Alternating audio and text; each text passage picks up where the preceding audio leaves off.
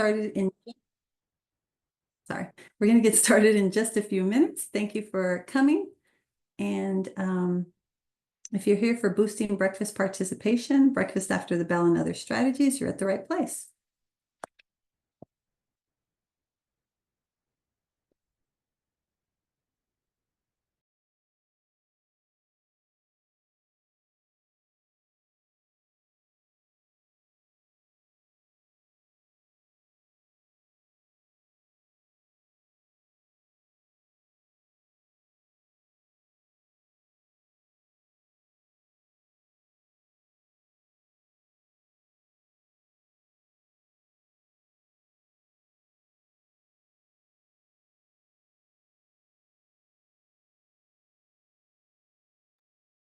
Welcome everyone to our webinar. We are going to get started as people continue to join. Thank you for being here. My name is Janine Rios. I work for No Kid Hungry, Center for Best Practices, and I'm going to be the moderator today for this webinar. As we wait to get started and as we start, please add in your name, your state in the chat. And if you want to add an emoji, thank you, Jessica, for adding your emoji into the chat. And as always, if you're looking for resources, please feel free to visit our bestpractices.nokidhungry.org. Welcome, welcome, welcome. Okay, and thank you, Monica. Thank you, Kendall, David, Denise, everyone who's here. We are just going to get started. Next slide.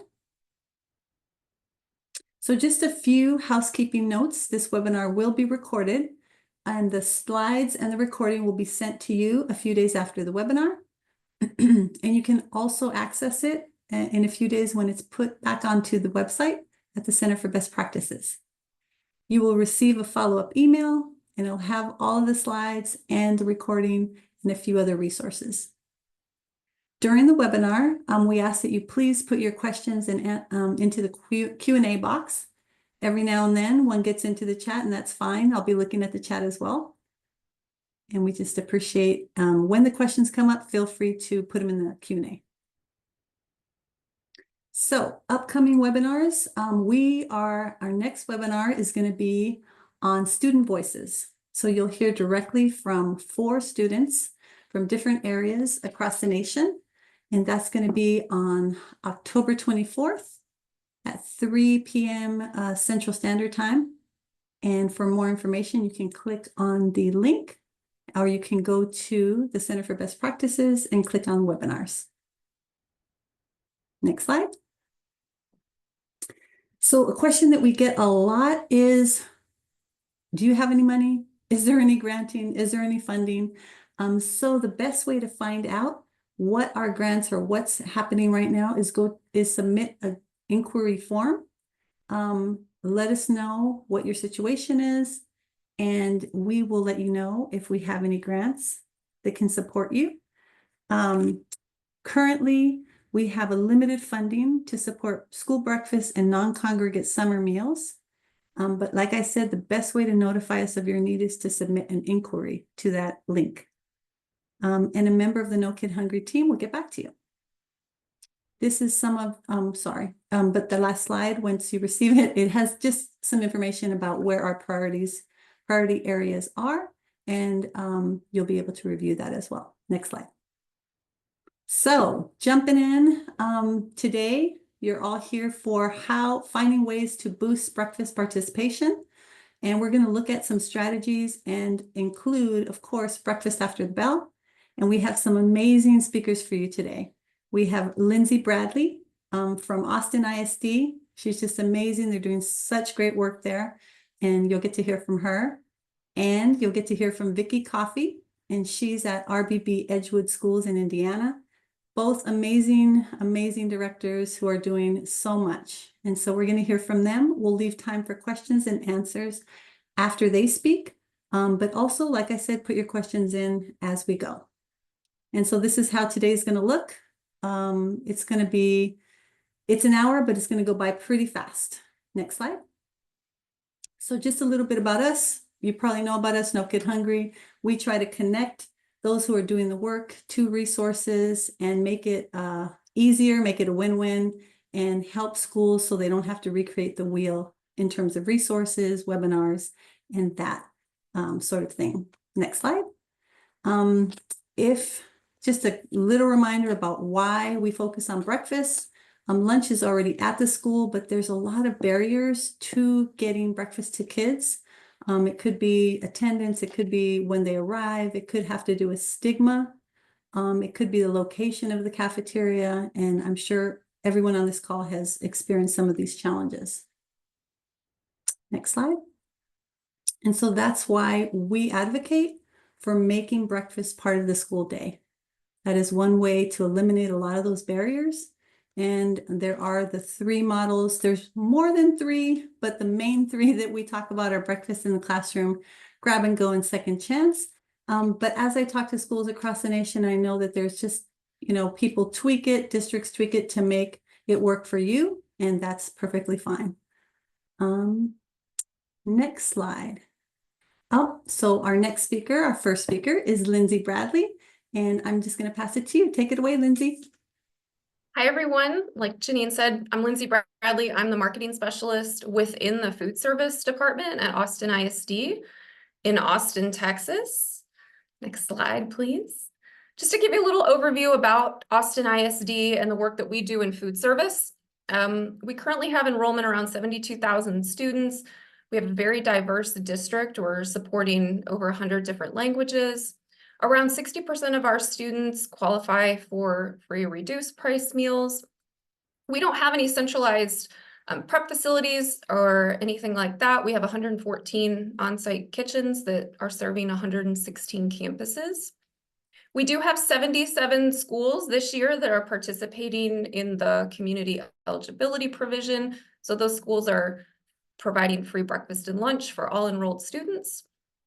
At those 114 kitchens, we have over 550 employees across the district.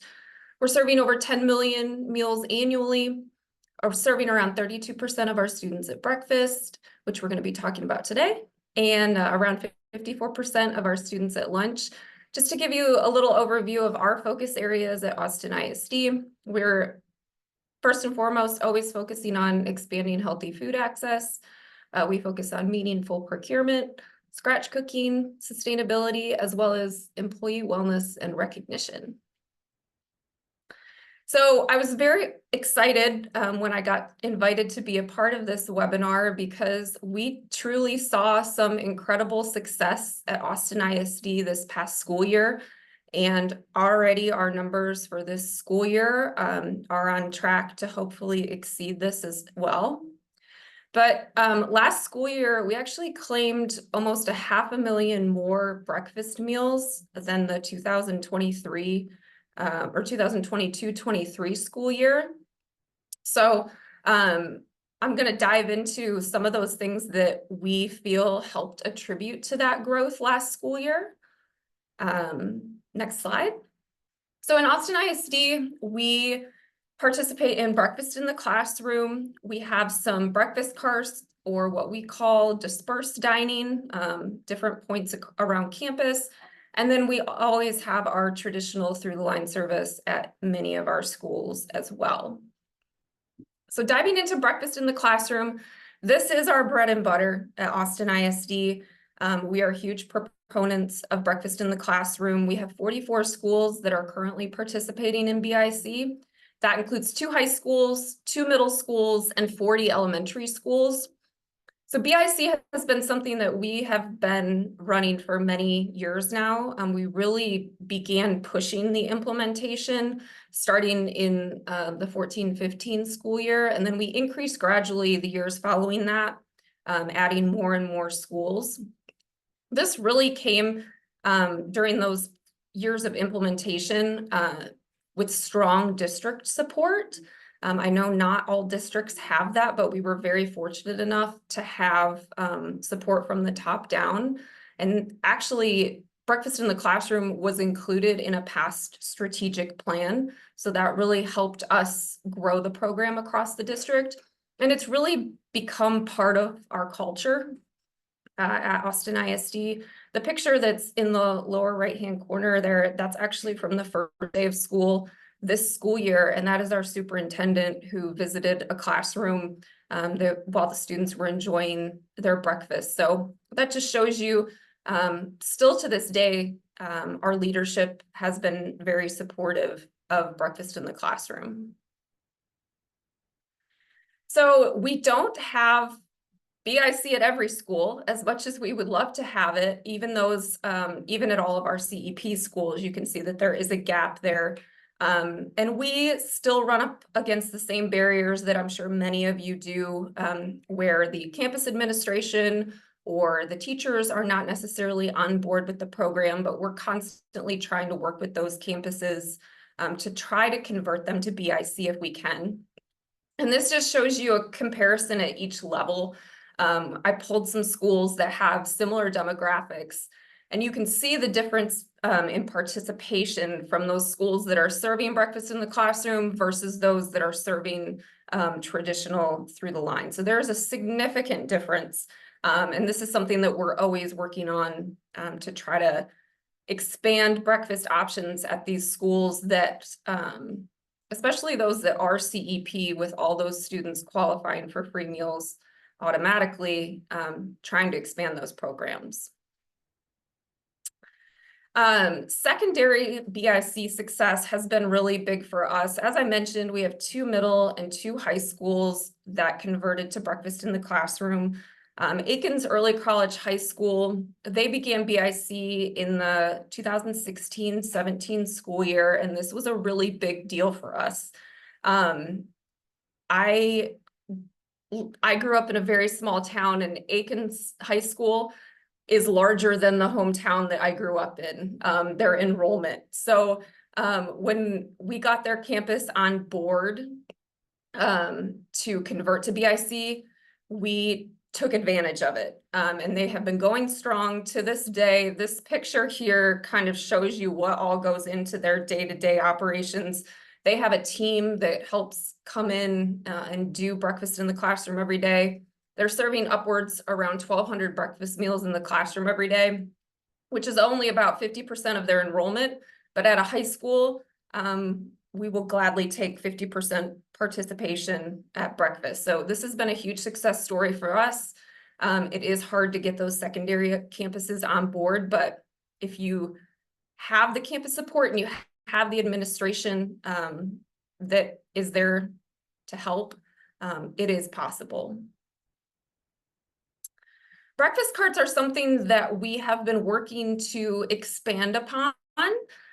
We currently have 10 mobile or dispersed dining options across our middle and high schools, so 5 at middle school and 5 at high school. They are at both CEP and non-CEP schools, so we are running kind of different styles across the board. You can see here, and this is just kind of based on the one on the left-hand side. We received some funding from Dairy Max to support getting some breakfast carts that we started implementing last year.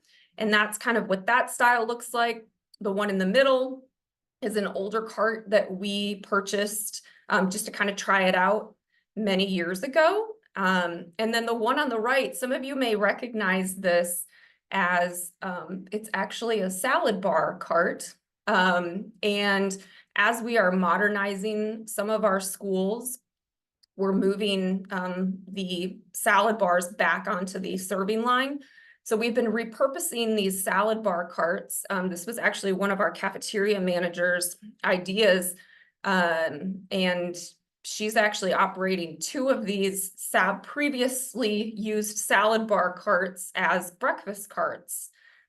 So it's getting creative, using what you already have, or using funding available from partners like No Kid Hungry and Dairy Max to help support buying the equipment that you do need. I want to share one success story from one of our middle schools that we implemented just one breakfast cart at last school year.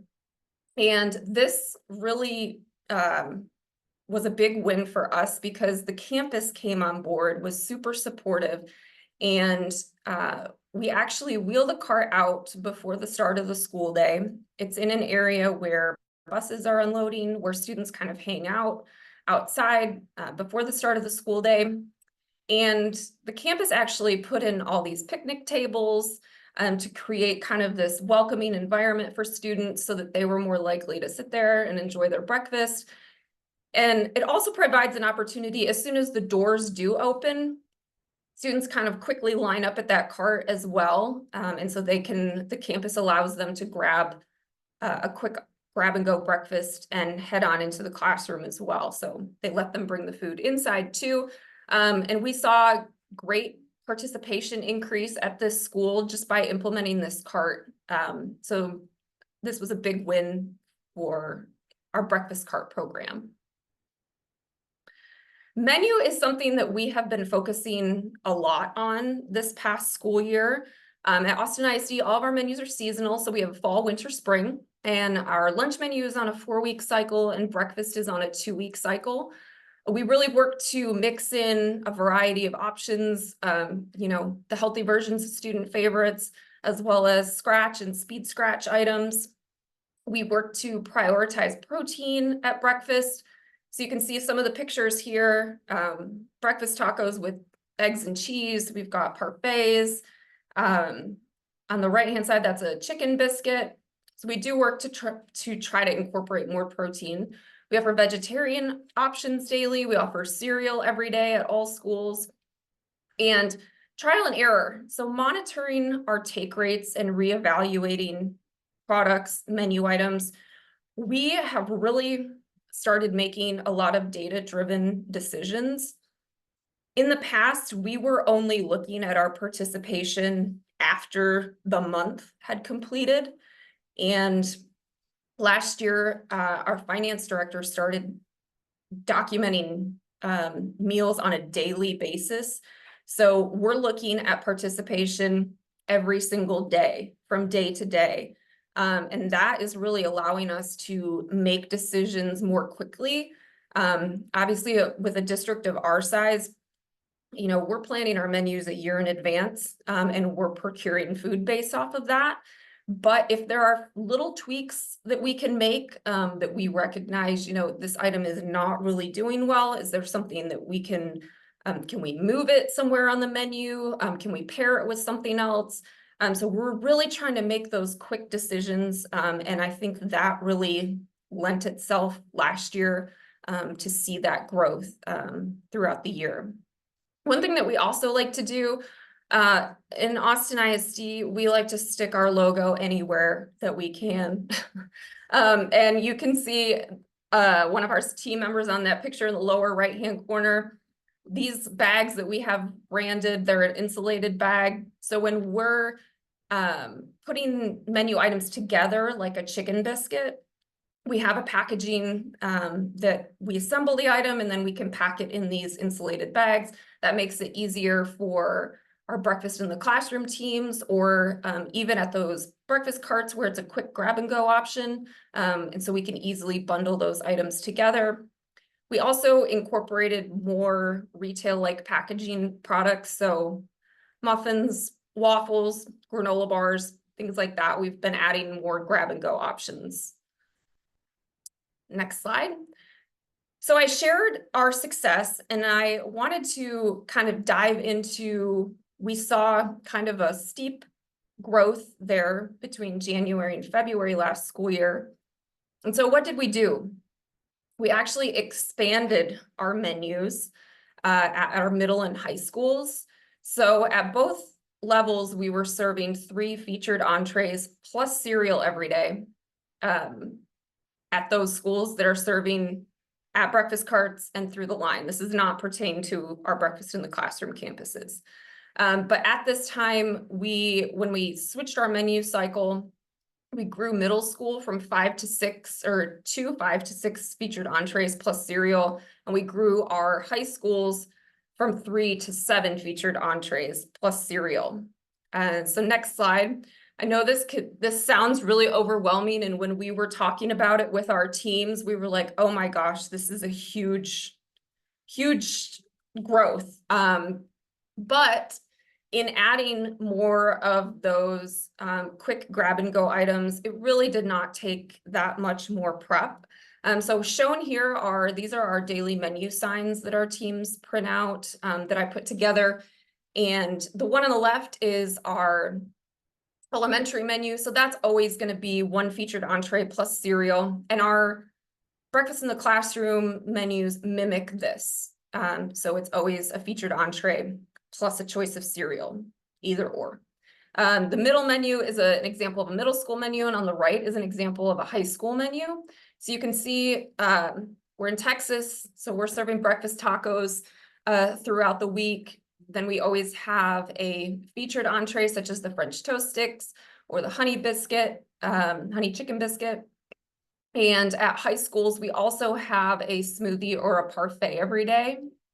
And then we've added, like I mentioned, the snack and waffles, the Cooper Street bars, and the Mighty Muffins, as well as our cereal options. So diving into promotions, we do try to do promotions throughout the year to help try to build excitement around school breakfast, encourage more students and staff to eat school breakfast with us, as well as introducing students and families to our menus and the foods that we serve. Next slide, please. So back to school nights. This is a big thing for us. We would love to be, our team would love to be at every campus during back to school nights, but we know that's not possible. So we do require that a member of our kitchen teams does participate in back to school nights at their individual campus. It's a rare opportunity when we get to be face-to-face with families. So we take advantage of this opportunity. We create an outline for them to follow, information that they should be sharing with families. And then they also put out samples. For example, one of our team members here showing off her breakfast cart and sampling some of the Cooper Street granola bars. Free iced coffee at high schools. This is something that we first tried out during National School Breakfast Week last year. We ended up doing it again for finals week at our high schools, and then we did it again this school year during the entire first week of school. And I pulled some numbers just to kind of show you how this has been working for us as kind of a limited time promotion. We do offer the cold brew every day, but just during these different periods throughout the year, we'd give it away for free as a part of a student or adult meal. And so I pulled some numbers from 2 of our high schools that have a lower free and reduced percentage, so they're higher paid schools, and comparing the first week of school last year to the first week of school this year. And please keep in mind, last year, we actually had 5 full days of service, and this year we started on a Tuesday, so we only had 4 days of school, 4 days of service. So one school in doing this promotion served 163 more meals, and another school 128 more meals. So we were really excited to see, it's the first week of school.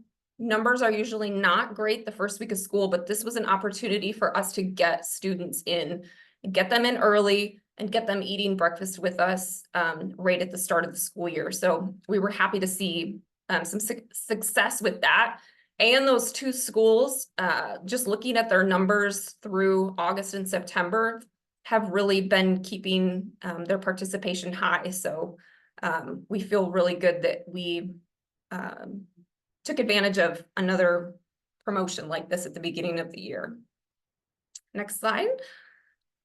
Something new that we did last year too, and many of you may do this throughout the year, but as I mentioned, our procurement process is complicated. And so sometimes it's hard for us to do limited time promos unless we're really planning far in advance. And so last year we did plan to do a limited time promotion with the Trick cereal in April. We just did it every Wednesday. It helped to build some excitement around our menus because we do serve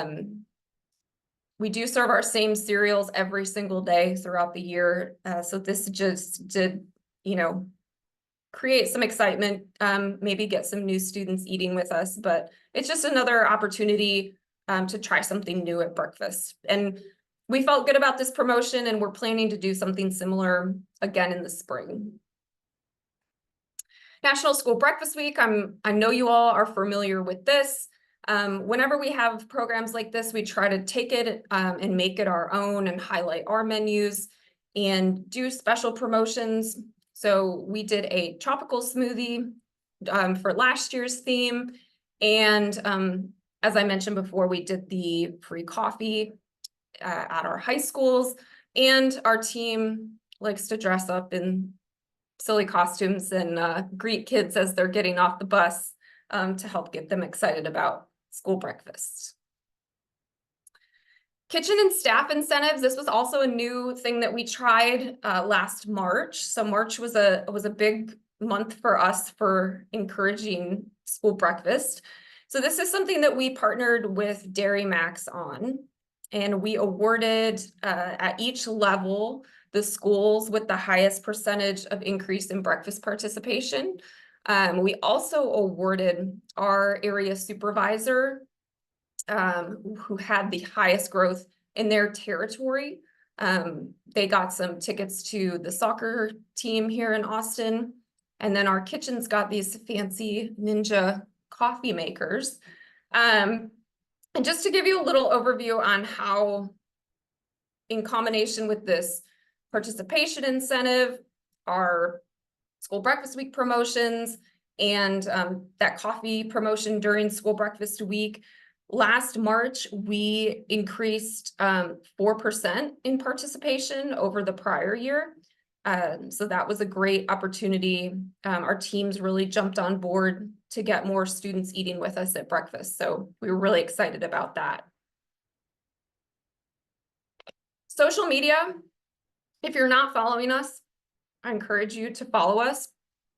We love sharing on social media. We are on Instagram, Facebook, and Twitter. On the left here, you can see this is an example of the menus that I share out. I share them every Sunday for the week, and then share them throughout the week on our stories. This has been huge for us. If I would have known that sharing menus like this that had pictures of our actual food would have had the response that it did, I would have done this years ago. Just over the past month since we've started doing these menus, our Facebook reach has increased 22% and our Instagram reach has increased 11%. So we're really getting a lot of positive feedback from families, from campuses, that they love seeing our food. So sharing real pictures of your food is, it's been a big win for us. And another example of that too, we love highlighting our staff. We love highlighting, whether it's our scratch or speed scratch items, the picture in the middle here of our teams preparing our kolaches that we love.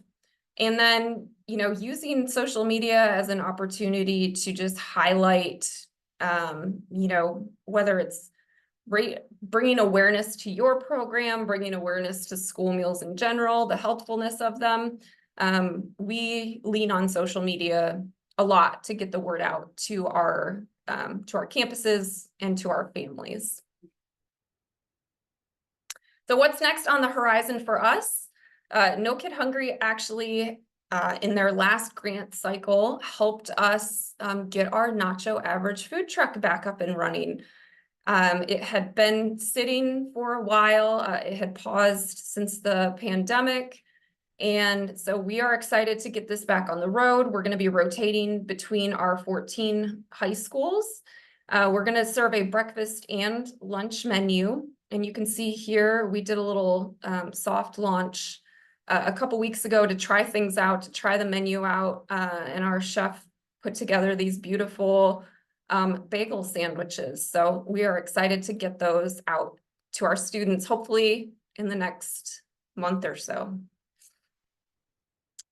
And again, just a reminder, would love to have you follow us on Facebook, Instagram, Twitter, X, whatever you want to call it.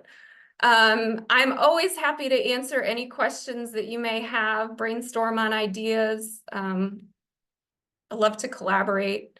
So my contact information is there. And thank you for having us. Thank you for, we're excited to be a part. I'm going to hand it over to Vicki now. Well, thank you, Lindsay. That was great. Hello, everyone. I'm Vicki Coffey. I'm the Nutrition Services and Healthy Schools Director for RBB Edgewood Schools in Ellettsville, Indiana. We're just about 15 minutes west of Bloomington. Our enrollment's a little under 3,000. We have 4 schools and 1 preschool. Our free and reduced percentage is 36.5%. We started looking at a program, RBB Goes Free, for breakfast in 2018. We trialed that with our Edgewood Early Childhood Center, so that preschool. And I'm going to tell you more about that here in a little bit. This year, we implemented RBB Goes Free K through 5, so at our elementary schools under the CEP provision. Our average daily participation for breakfast between the elementaries and the junior high are about 55%, and our high schools about 25%. We do have summer meals as well. So RBB Goes Free summer meals. Very fortunate that we rebranded some time ago from Richland Bean Blossom Community School Corporations to RBB Edgewood Schools, so that we can rhyme that, right, and have a good program name. Our lunch for our secondary schools is, of course, 40 cents for reduce and $2.70 for our paid students. So we are pretty low pricing, and we try to keep it that way for our families. And we have about 32 nutrition services staff currently. A little bit about me as well is that I've been in my position for 24 years, and I love my job. I love providing healthy meals to kiddos. But what we'd like to do is provide them for free, of course, for all of our students. And that's why we implemented RBB Goes Free corporation-wide in 2019. So that is a no-cost breakfast. There's always 2 barriers, I feel like, in any type of program or doing anything in life, right? Money and time. If we had the money and the time, we could do all sorts of wonderful things, but we simply don't. So for breakfast, we wanted to eliminate those 2 barriers or reduce them as much as we possibly could.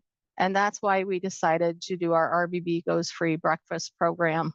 Again, we implemented it district-wide in 2019. So we're removing that money barrier, if you will. But then we need to work on our time as well. And I just threw this up here, Sherry's Smoothie Station. We work with the National Dairy Council here in Indiana as well. And I just got a shout out here for Sherry Ship.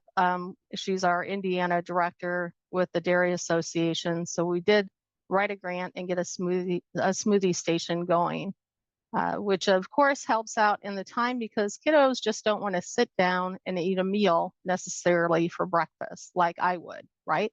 Maybe they do on the weekends, but something that's an easy grab and go that they can sip on the way to class, and of course then take it to class as well. Next slide. So I thought about the history of our RBB Goes Free breakfast program and how that came about. And it came about because I sat on a task force for No Kid Hungry. It was a state task force years ago, and they asked me to sit on the task force as a small school district to help increase breakfast participation. And here we are, still trying to increase breakfast participation, right? But then there were all these great federal and state partners helping us as well. So FRAC was involved in that, the Food Research and Action Center, the Dairy Council, USDA, we had a couple of calls with them, if I remember correctly. And then of course, the biggest breakfast advocate in the world is Ron Swanson, right? Who doesn't know that? So that's, I had to throw Ron in there too, although he might like his full sodium bacon and eggs and waffles and whatnot. He's still a champion in my eyes, right? So we do some branding around Mr. Swanson occasionally just for fun to get our kids excited about breakfast. But again, the removing time is a big barrier for us. So we continue to do that and work with our community partners to do so. Next slide. This is a picture of Mr. Siglin. He is our junior high school principal, or was at the time, I should say. He is now an athletic director. But Mr. Siglin came to me and he said, hey, I want to do a regulation break. And during that regulation break, would you be able to implement a second chance breakfast? And I said, yes, Mr. Siglin, absolutely, I would love to do that. And we did, and that's been quite successful for about the last 3 or 4 years now. In fact, Mr. Siglin is coined a No Kid Hungry champion, as you can see with his hat and his apron on. But putting breakfast in front of kids as soon as they get here, I think is important. That other barrier, the time. It would be great if breakfast was part of the school day, but unfortunately, administrators have to stick with certain schedules and to make sure we have all that instruction time that our students need. So a lot of times that's just not feasible. But putting several different points of service in front of your students is. And that's what we decided to focus on at RBB. So we do have a second chance breakfast at our junior high school. We also have a front kiosk station for our drop-off kiddos and anyone else that might be coming through the halls as opposed to going to the cafeteria. So we do have kiosk stations at both of those elementaries as well. We also have a vending machine at our high school that we did have our breakfast in for quite some time. We have had a few issues with that and plan to revisit it soon. But as many opportunities as you can take to put breakfast in front of kiddos as soon as they get in, whether that's in drop-offs in the hallways or where they take it, it's breakfast in the classroom, or on the bus. There's been programs where people have had breakfast on the bus. If that's something that you can do at your district, anytime that you can get breakfast in front of the kids is key, and to have the administrative support is everything. Next slide. This is Mr. Rentschler. He is now our principal at the junior high school. I just threw up a couple of pictures here for you, and that this is on Apple Crunch Day, which is coming up here in October. And then our superintendent on the other side. But these are a couple of different promotion days that we have. And of course, you can certainly have apples during breakfast on Apple Crunch Day.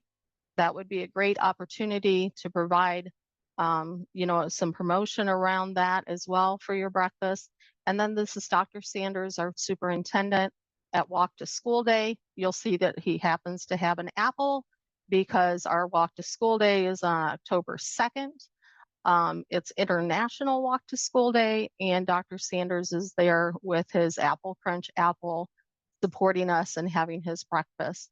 So these other opportunities are great to put your administrators in front of the kiddos and eating their breakfast as well. We are a whole school, whole community, and whole child district, so that we believe in and work all those components of coordinated school health. And Dr. Sanders is a great supporter of that, the WISC model. And, he understands that kids need food to learn, right? They need fuel. He understands that healthy students make better learners, and so does our entire corporation. But I think that is absolutely huge. I don't think it, I know it, that it's absolutely huge that you have that administration support before you plan to do any type of different breakfast model. Next slide. So then harness your champions, that's key as well. This is Jennifer Lee, Jen Barrett now, excuse me, she was the principal of our intermediate school when we rolled out our RBB Goes Free breakfast in 2019 district-wide. She is now the director of student services for our school district, but she's still a champion. She is involved in our student-ran businesses, which our students have the coffee shop. They run the coffee shop here at the high school. So we're, adding some extra dairy items in there, of course, and they do sell some fruit as well, but it doesn't necessarily compete with school breakfast. And we made that happen because of her being that champion. So at some point we are going to sell, or for free, of course, our breakfast within the coffee shop as well. We just have not implemented that just yet. We're still working on it. The coffee shop is fairly new. It's been fully operational for about a year and a half now. Don't know if you can click on that video or if we have time. Maybe not, but there's a video linked in there that you can certainly watch at some point. It's just where we were highlighted on the local news channel about our breakfast, which is great. And Mrs. Barrett, of course, was part of that, and are talking about our free breakfast. But these are the numbers that she spoke of during that interview. In that October of 2017, we were serving about 100 breakfasts a day at our early childhood center. At our intermediate school, excuse me. It's 3rd through 5th grade. 2018, we only increased about 18 breakfasts daily. In 2019, when we implemented RBB Goes Free for the district, we were up to 249. 2022, 288. And then by the end of the school year of 22-23, we're at 316. We currently run about 350 breakfasts a day out of that school now.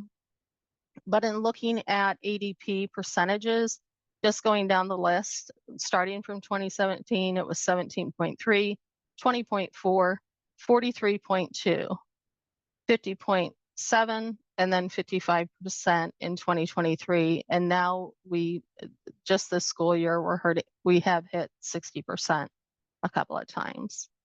Next slide. It's really important to survey your kids to find out what they like to eat. Surprisingly enough, a 57-year-old woman does not like the same thing as a 5-year-old. Imagine that, right? So it really is important to survey your students to find out what they like to eat, what they'd like to see for breakfast. These were the strategies that we implemented, of course, to increase our breakfast numbers. Our options at our kiosks, at our food truck when we have it out front, in our cafeterias, wherever the point of service is, we have hot and cold options every single day. Like Lindsay, we serve cereal every day. And then, of course, we have 2 or 3 usually options as well. We are a smaller school district, so we certainly don't have the 5 to 6. But if they wanted it and it was doable, if you will, we would certainly do that. We also like to have breakfast specials once in a while, so kind of like the limited time thing, such as biscuits and gravy. And the reason why that's a special is because the administration and school there would prefer not to have biscuits and gravy in the classroom. So, which is perfectly fine. Again, a lot of children don't like biscuits and gravy anymore. I, as a 57-year-old woman, love biscuits and gravy, but not every kiddo does. So, but we do have it as a special. It's a great, nice, hot Southern Indiana meal for breakfast. All of the breakfasts are taken back to the classroom at EIS, and we implemented a fast pass as well, which is a lane for kids going straight to specials. So if they're going to art or music or whatever that special is, and they need to get there right away because they're not going to homeroom first, we did implement a fast pass lane so that those kiddos can get through quickly. Again, if they prefer to go to the kiosk, they can do that as well. Make it enjoyable. So breakfast is, over in 10 minutes, but while they're there, try to make it enjoyable. We have a music teacher that monitors our breakfast, and she sings every morning. which is great. For our drop-off kids at the kiosk in the front of the building, we have a little dance circle, and again, music there. If you end up in the circle, you can dance, you don't have to, but it's a good time to do so. So always make that enjoyable for your kiddos. Next slide. I mentioned putting it in front of them. So I am certainly not a marketing director as Lindsay is, but I did learn a couple things in Marketing 101, and that is whatever you want someone to eat or buy or, whatever it is, put it first and put it in front of them. So that's exactly what we do. We will put every single option, every single point of service in front of the students so that they will come to us and get that breakfast. This is our kiosk at the intermediate school, the one I just spoke of. Once our champion, Miss Barrett, decided she'd like to have that kiosk up front, about 6 months later, our primary school principal asked why she didn't have a kiosk up front. And I said, well, it is coming. I was just, waiting a little bit, but we did implement that this school year. So at the primary school, the K through 2, we have that exact same kiosk as well. Again, same thing that's in the back. We make sure that we have the same options in the cafeteria as well as this kiosk. That's very important to do that, not just for civil rights compliance, but so that, your student is getting what they want for breakfast and having all those choices. This is a picture here in the middle of our food truck.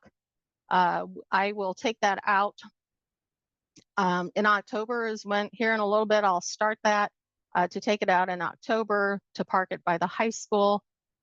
We do not have a second chance breakfast necessarily at our high school.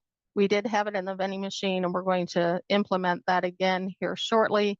But I like to get out in front of the kids here with some hot meal options, cold as well, but we'll have some pancakes and sausage there, or maybe some of our new reduced sugar items that we might have there, our homemade muffins or some burritos, whatever it might be. But I'd like to get out in front of them for them walking into the school to get a free breakfast from the food truck as well. Next slide. So we did apply and receive the Healthy Meals Incentive Grant through the Action for Healthy Kids and USDA.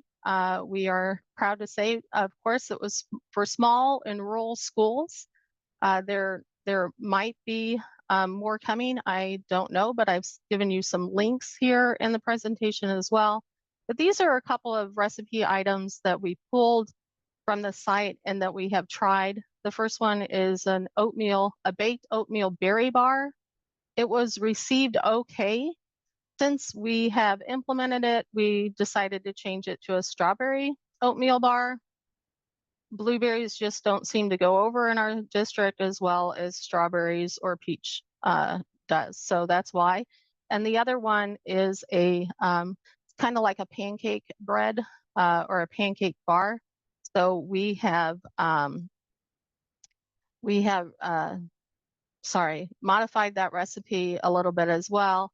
And we just made it a baked banana bar is what we're calling it.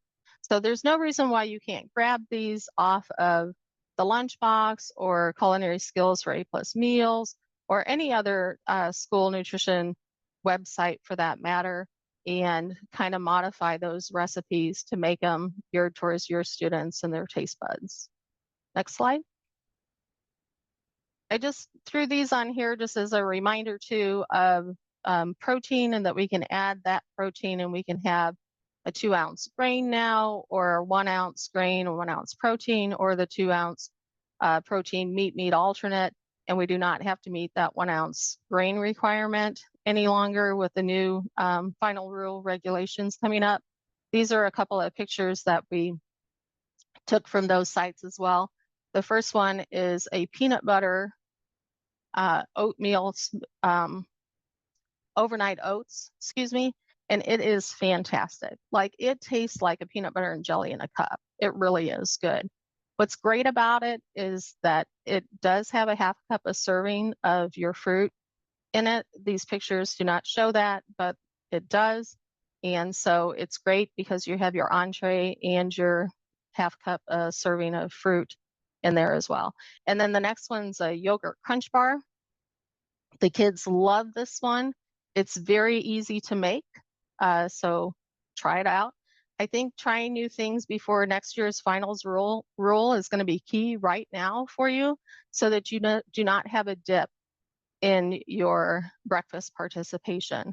I will say at the School Nutrition Association conference this year, at the annual conference, I sat in one of the sessions and there was a poll that indicated that 80% of directors are concerned about student acceptance with the new rules. So doing that now, I feel like, is key, so that we can kind of get those taste buds geared towards these lower sugar items. Next slide. These are all kinds of wonderful grants, links to the grants. No Kid Hungry, very beneficial in any type of breakfast card if you're wanting to implement that, or putting any point of service in front of kids, no matter where it is. But Fuel Up to Play is huge. No Kid Hungry. There's all kinds. Action for Healthy Kids. I'm not going to name them all, but I linked them all here for you. If you're concerned about money, if you're concerned about time, write a grant. Many community partners will help you write grants as well. Next slide. Don't forget your promotions. World School Milk Day is coming up tomorrow on the 25th. So that's why we have Bossy here. Milk is part of school breakfast. So, make sure to promote milk as well. And then Indiana Food Day. I don't know if that's a national thing, but Indiana does have a food day, and it's celebrated any day in October. This year's theme is pumpkin. So I think pumpkin would be a roasted pumpkin, a great vegetable for breakfast. And then school breakfast week next year, 2025, of course, is March 3rd through the 7th. It's Clue In, so make sure to keep your eye on that.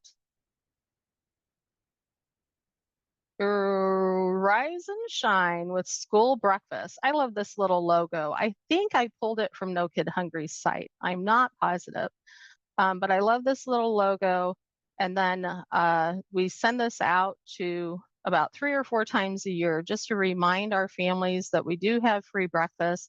There's actually a memo code from the USDA. It's SP 40-2011.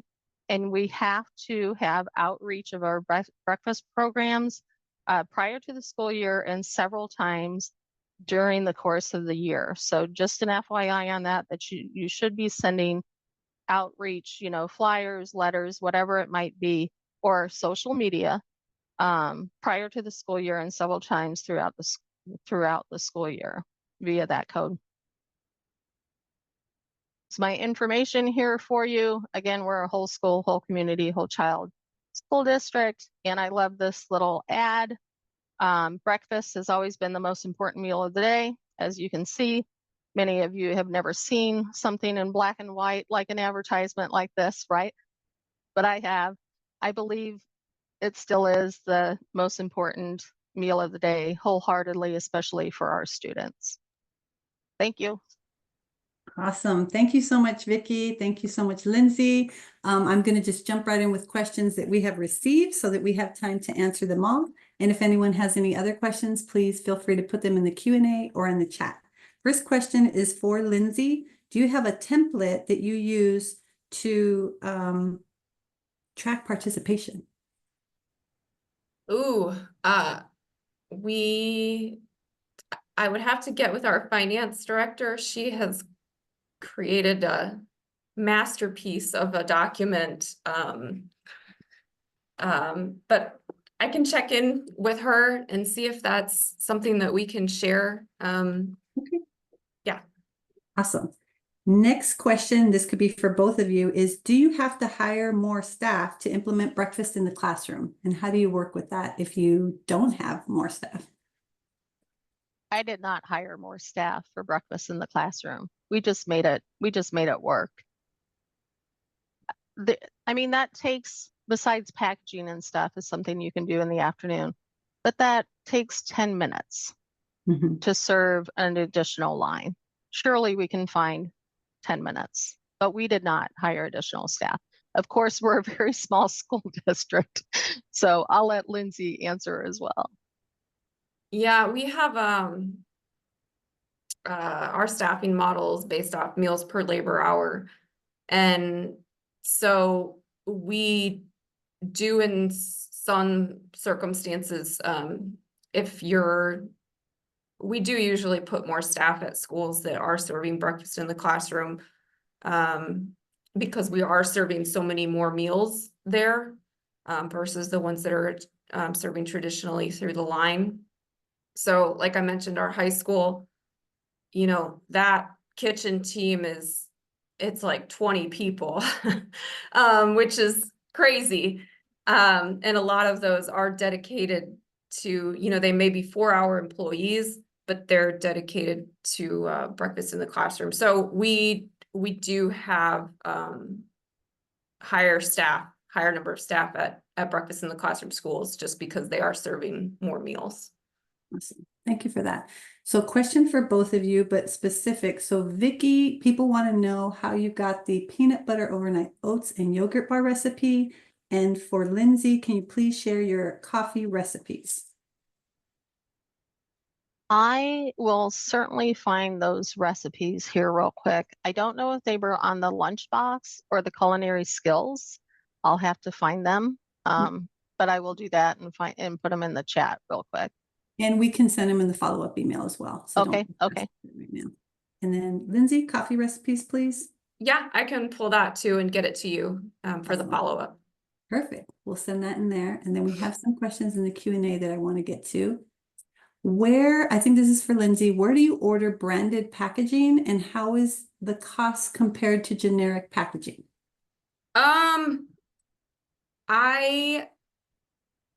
am marketing and not procurement. So I'm not the person to ask on cost, but I did pull where we are currently getting our bags, our insulated bags from, and that's a company called Imperial Bag and Paper Company. Cool. And I think we've worked with them over the years with producing those little insulated bags.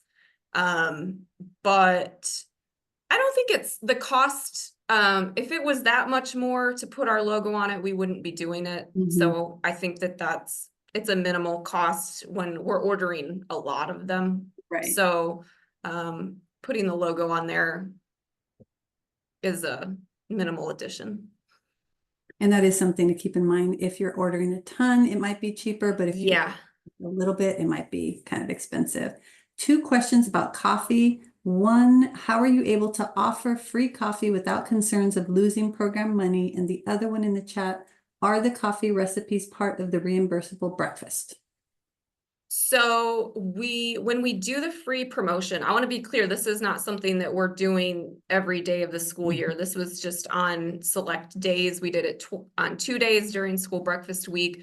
We did it like the last 3 days that were high school finals. And then we did it the 4 days of our first week of school this year. Is not something that we could afford to do every single day of the year. And I know that there are some districts that are doing including coffee as a part of the meal. When we do the free promotion, we do menu it as if it is part of the meal. And so obviously that week our food costs are going to be a little higher, but our intention is that we're serving more students and that they'll continue to eat with us beyond that. And like those numbers that I shared, you know, just the growth year over year, we are seeing that it's helping kids we're getting them in the cafeteria, or we're getting them at a cart. And so that in turn, you know, will exceed the cost that we're spending on the free coffee promotion. And what was the second one? The other one, oh, good Lord. Sorry. I don't. Coffee, something with coffee. Oh, it had to do with it being, how do you get around the cost? And then the other one was, is it part of the reimbursable meal? So when we do the promotions, we do include it as a part of the reimbursable meal. And you can do that by adding milk? Um, Oh, I'm we sorry, Lindsay, included it you're as lucky. we included it as a bonus. But there is some rule. This could be Texas, this could be USDA. But there is some rule about that you cannot mix the milk in with the coffee to make it a reimbursable meal, or as part of a reimbursable meal. You have to like hand them the cup of coffee and hand them the milk separate as a part of a reimbursable meal. But when we're doing the promotion as a bonus, we pre-mix it, and then we sell the coffee every day that's mixed, so it's a la carte. We do not include it as part of the reimbursable meal. I have heard of districts that do, so definitely check with your state agency. Yeah. We have one quick question left, and then I'm going to let each presenter give a few parting remarks. The last question that was asked is, how much time is given for second chance breakfast? Is it typically served between first and second periods? Yeah, our second chance breakfast at our junior high is at 9:10 until 9:25, I believe. So 15 minutes. Same, Lindsay? We don't have a lot of schools that offer second chance breakfast. We have a couple high schools that do, and it's primarily for those students that are participating either in athletics or in clubs or anything that take place that may be taking place during the traditional breakfast time. And in Texas, we have to be done by 10. Breakfast has to be done. We can't serve breakfast after that. And so it's around the same time that Vicki shared when we're serving those second chance breakfasts. Awesome. Well, as we wrap up, I'm just going to pass it to Vicki and then Lindsay to share parting remarks, and just wanted to remind everyone, as soon as this webinar is over, you'll be sent a survey. Please fill that out. That's how we plan our webinars, and we want to know what you want more of, what you want less of, and how we did. Vicki, any suggestions, parting remarks, tips? Sure. I do want to mention about admin support and how important that might be. So if you're having trouble, if you will, with admin support to get some of these breakfast in the classroom programs going, or, you know, breakfast after the bell, second chance, think about what matters to them. So what matters to them, of course, is safety, attendance, academics. They don't want any headaches from their staff. You know, they don't want to hear complaints and whatnot. Time schedules, right? Those time restraints because of scheduling. But I will tell you that No Kid Hungry has data. You do, I'm assuming you still have that data. So they have data that supports some of those things that I mentioned. So do know that, you know, you kind of want to pitch it to them in something that they truly, you know, care about, because we care about feeding kids, right? And I'm not saying that people don't care about that, but that's not their number one concern. Their number one concerns are those things I mentioned. Thank you, Vicki. Lindsay? I think my biggest word of advice is don't be afraid to try something new. Even in, you know, we all kind of get stuck in the ways of this is how we've always done it. But that may not be the best way. We may not be meeting our students where we need to be. Like I shared, our whole team thought that our director was crazy when we were going to grow from 3 entree options to, you know, basically 10 with cereal. And it proved to be really successful. And so don't be afraid of that. Same with breakfast in the classroom. You know, obviously admin support, like Vicki spoke to, super important when you're implementing programs on like that require so much campus support. But don't be afraid to put it out there. Even social media can be scary for a lot of people, but it's the way of the times. It's another way that we can connect with our families and help get the word out about the great food that we are serving.